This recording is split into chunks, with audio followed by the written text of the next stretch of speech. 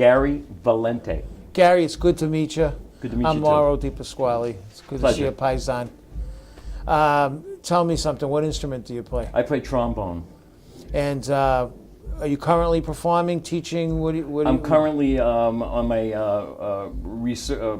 career's on a resurgence. I stopped playing October of 2010, and the horn was in the case until September of 2016. So what made it come back? Love. Oh. Right now, I'm living in Barre, Massachusetts. Oh, okay. Where I grew up. Yeah.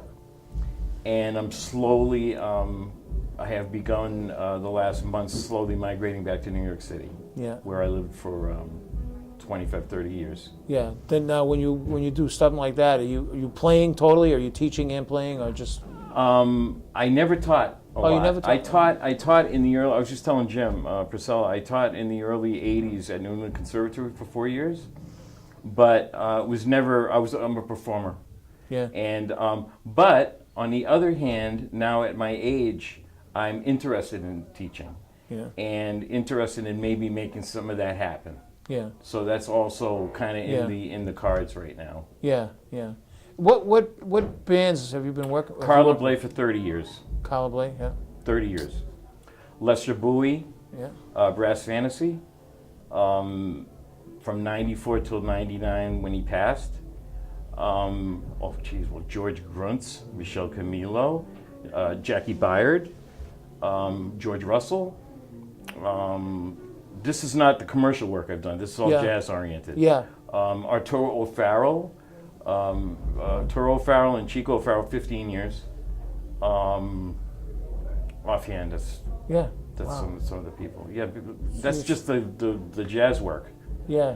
What do you like best about playing the bone? The trombone? Yeah. What do I like best about it? It's off the beat. Well, first of all, it's Craig Harris, the trombone player in New York. He has this band, God's Trombones. So that right there is saying something. God's Trombones. But it's off the beaten path, man. It's off the beaten path. Yeah. You know, it's not trumpet, it's not saxophone, it's not guitar. You know what I mean? But also, when I was 8 and bugged my dad, who was a trombone player, I bugged him enough to start me when I was 8.